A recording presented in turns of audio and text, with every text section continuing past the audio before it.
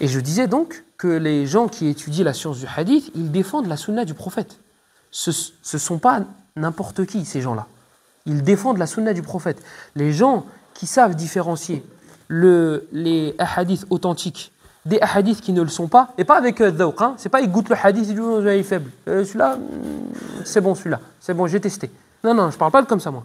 Je parle des vrais étudiants, des vrais savants, des gens qui vont fouiller dans les chaînes de transmission, des gens qui vont faire du tahqiq avec des choses solides, des qawa'id. Ces gens-là, Shafi'i rahimahullah, il dit lorsque je vois un étudiant dans le hadith, lorsque je vois ashabul hadith, ceux qui étudient le hadith bi'umq, avec profondeur, il dit c'est comme si je voyais les compagnons du prophète. Pourquoi? Parce que la sunna du prophète, elle est là. Elle est dans sa poitrine, à ce gars-là. Elle est dans sa poitrine.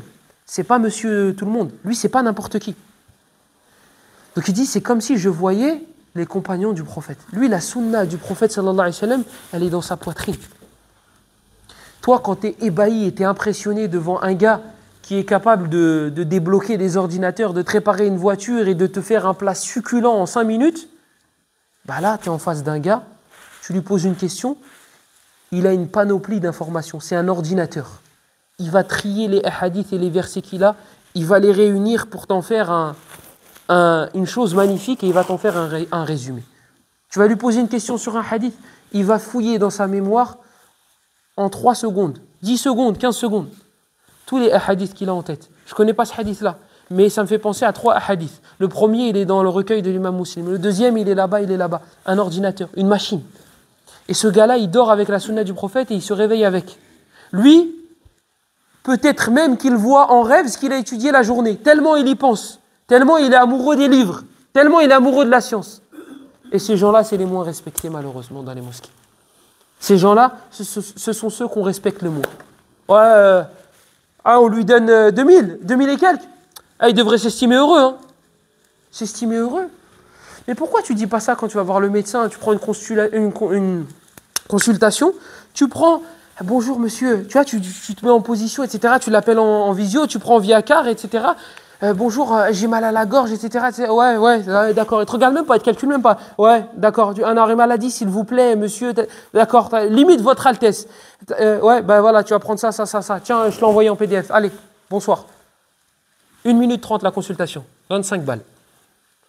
Là, tu te dis pas, mais il se prend pour qui, lui 25 €, là, il a pris 3 minutes et il a un client juste après, il se refait 25 et... Là, tu te dis pas, il a pris de l'argent. Mais l'imam, il le paye beaucoup. Ça, l'architecte, quand il vient, il te fait le plan, etc., il te fait le truc en 2 secondes, il te fait un beau plan, etc. Tiens, allez, 5 000 €. Oui, d'accord, monsieur, je vous fais en chèque ou je peux payer en plusieurs fois. Tu négocies pas. Tu négocies pas. Mais l'imam, non, mais t'as vu, c'est abusé, t'as vu, il fait ça. Ah. Comme je vous ai dit une fois, les gens les plus respectés chez les juifs, les rabbins. Les gens les plus respectés chez les chrétiens, les prêtres. Les gens les moins respectés chez les musulmans, l'imam. C'est la cible de tout le monde. Il a fait trop long, il a fait trop court. Et il s'habille en noir, il vient en ça. Et il est trop payé. Et pourquoi il est jeune? Pourquoi il est vieux? Pourquoi il récite ça? Pourquoi il n'a pas récité ça? Pourquoi il a fait tel khutbah? Pourquoi il a fait sur tel sujet? Pourquoi il a fait 20 minutes? Pourquoi il n'a pas fait 15? Pourquoi il a fait 20? Pourquoi il n'a pas fait 30? C'est la cible de tout le monde. La cible de tout le monde. Voilà pourquoi on est en bas. Parce que ce poste-là, tout le monde le fuit. Tout le monde le fuit. Moi, je connais des hufad, et vous les connaissez. Je connais des hufad ici, qui travaillent à l'aéroport, qui travaillent à l'usine, qui travaillent à la CNCF, c'est des hufad, des gens qui connaissent le Coran. Et quand tu leur dis, tu ne veux pas faire imam, dis jamais de la vie. Jamais de la vie. Vous voulez savoir pourquoi? Venez, je vais vous faire un résumé, vous allez être surpris de ce qui se passe réellement pour les aïma et comment ils sont traités. Mais là, alaykoum, c'est pas grave, parce que l'imam et les gens qui étudient, ils ne cherchent pas la reconnaissance des gens. Si l'imam il cherche la reconnaissance des gens, il y a un problème. C'est pas ça qu'il cherche. Lui, il est avec Allah. Lui, quand il rentre à la maison, il est avec le prophète et ses compagnons. Comme ils ont dit à Abdullah ibn Mubarak. Ils ont dit, viens t'asseoir avec nous. Viens discuter un peu avec nous. Il a dit, non, moi je vais m'asseoir avec les compagnons du prophète. Il dit, Abeka Jounoun, t'as été atteint de folie, t'es devenu fou. Comment les compagnons ils sont morts? Qu'est-ce que tu me racontes, je vais m'asseoir avec les compagnons? Il a dit, ben moi, quand j'ouvre les livres, je suis avec les compagnons.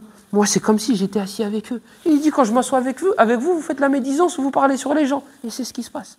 Donc l'imam, c'est pas grave. Lui, sa science, elle est avec lui. Comme il disait l'imam Ibn Hazm, rahimahullah.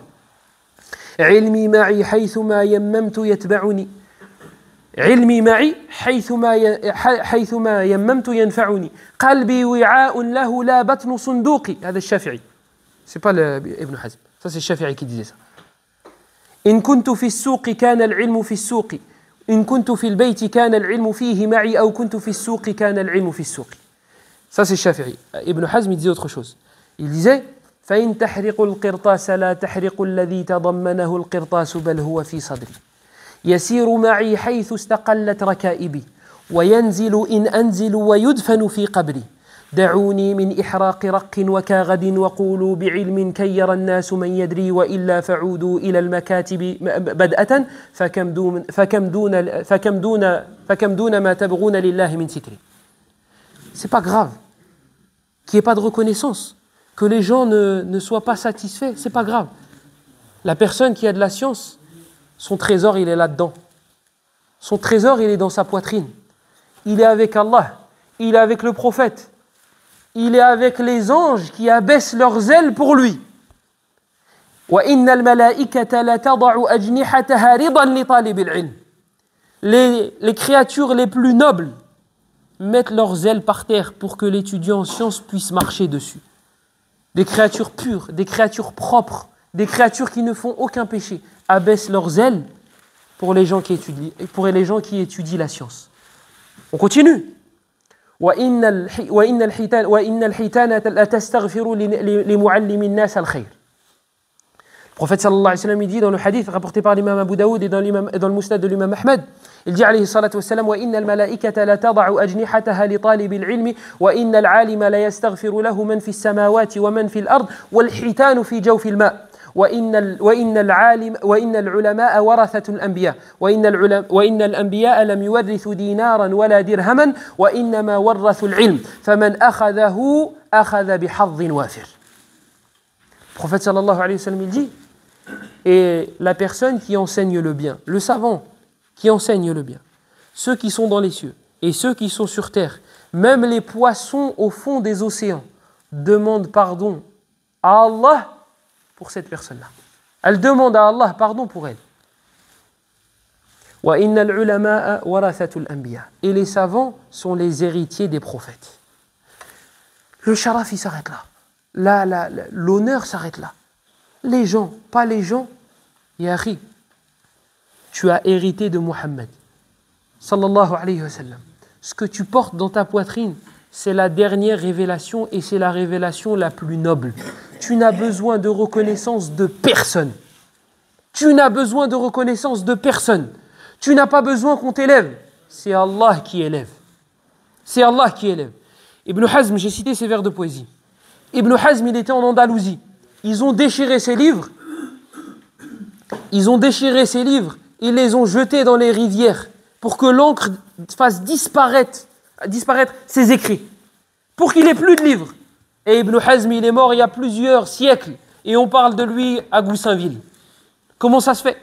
Parce que c'est ce qu'il disait justement dans ses vers de poésie. فَإِن تَحْرِقُ الْقِرْطَاسَ لَا تَحْرِقُ الَّذِي تَضَمَّنَهُ الْقِرْطَاسِ بَلْ هُوَ فِي صَدْرِي. Si vous brûlez les cahiers et les livres, le contenu, vous ne le brûlerez pas. Parce qu'il est là. Et c'est ce qui s'est passé. Ibn Hazm, il a réécrit ses livres. Et aujourd'hui, on a les livres d'Ibn Hazm. Et on profite de la science d'Ibn Hazm. Pourquoi? Alors que les gens l'ont piétiné, l'ont écrasé. Parce qu'Allah subhanahu wa ta'ala, nahsabuhu kadhalik, il a décidé de l'élever. Les gens, ils ont décidé de l'écraser. Mais Allah, il en a décidé autrement. Et donc, on parle d'Ibn Hazm jusqu'à maintenant. Un autre, Shafi'i rahimahullah. Shafi'i, c'est un des a'imma des madahib. Shafi'i al-Hajj, barakallahu fik, al-Hajj, barakallahu fik. Barakallahu fik.